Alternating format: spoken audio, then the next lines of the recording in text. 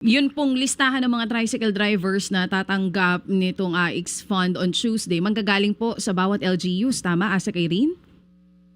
Tama po, DJ Chacha. Kahapon nga po dun sa aming pong pagpulong sa mga City Social Welfare Development Officers, they have until 5 p.m. today to submit the list to us dito sa central office, so we could check also kung merong mga duplicities or mga double entries para, again, when we do the payout na on Tuesday ay mabilis natin na maisasagawa itong pamamahagi ng tulong, kasi DJ Chacha, ayaw naman natin na maparalyze din yung paghahanap buhay ng ating pong mga kababayan, yung mga tsuper. Ang start nga po is Tuesday, pero alam po kasi natin na even before pa, yung listahan ng beneficiaries natin na pagbibigyan ng subsidy, talagang ito yung kine-question ng tao ngayon.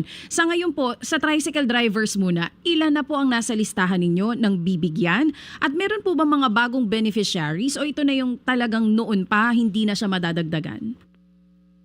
Actually, yung list malalaman natin this afternoon, DJ Chacha, kasi ang kasunduan nga namin with the City Social Welfare Development Officers ay isubmit po by 5 p.m. this afternoon.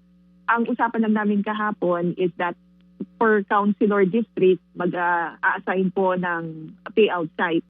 And the per payout site ay magsaserve po tayo ng 1,000 beneficiaries. So may first batch in the morning and then another batch in the afternoon.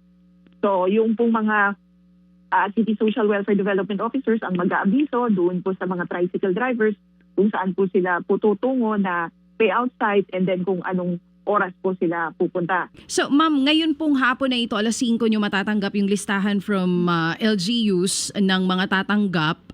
May enough time po ba kayo to really check kung may doble, kung meron talagang napasama doon ay hindi pala tricycle driver?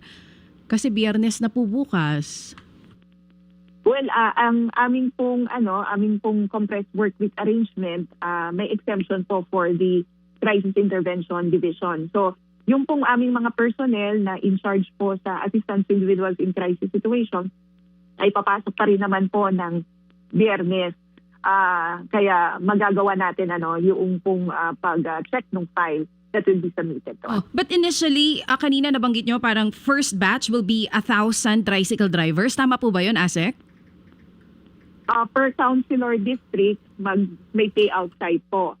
Tapos that payout site will serve 1,000 beneficiaries.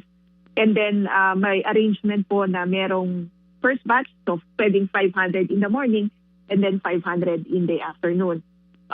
You can say ang gasto natin, magpapatuloy pa rin yung pong hanap buhay ng ating pong mga tricycle drivers. Baka kasi pag ginather mo naman na sila in one payout site lang tapos biglaan yan, baka naman po wala nang magbiyahe, mag-aaray naman po yung ating pong mga commuters. Linawin lang natin, and for sure initially may ugnayan na po kayo with LGUs, no? Ilang tricycle drivers ang pinag-uusapan natin? Natatanggap po talaga? Kasi may binabanggit kayo 1,000 and then 2,000.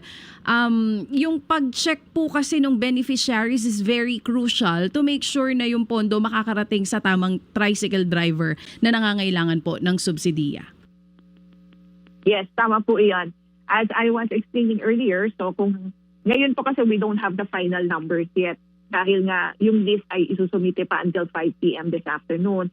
But kung halimbawa, example lamang po, kung isang LGU ay merong 2 councilor district at ang kanyang beneficiaries o target beneficiaries niya based dun sa list na isusumite sa list WD, sabihin natin na 3,000 po iyan, 3,000 tricycle drivers. So ang mangyayari po on Tuesday, dalawang kanyang payout site kasi dalawang councilor district. So 1,000 per site po iyan. Yung 1,000, that's 2,000. So yung another 1,000 will have to be served the following day. Oo.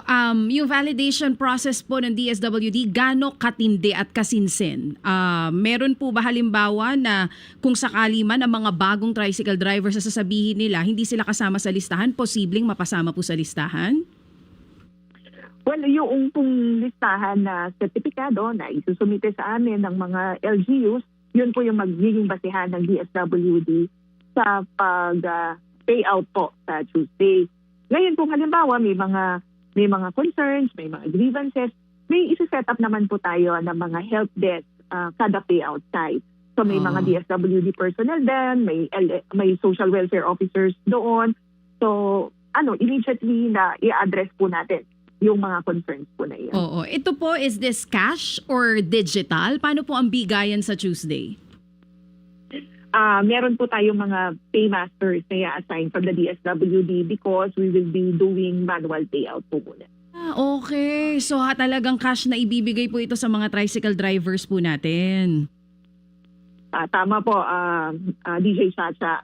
And in fact, kahapon din pinag-usapan na namin kung sino-sino yung aming pong mga i-identify na mga special dispersing officers, mga paymasters, kasi lahat po yan magagaling sa DSWD. Oo. At dito po sa Metro Manila, meron bang una na halimbawa lokalidad na makakatanggap nito? O sabay-sabay po yan? At sabay-sabay po iyan sa Tuesday. As early as 6 a.m. mag-uumpisa na po yung ating pong mga distribution activities.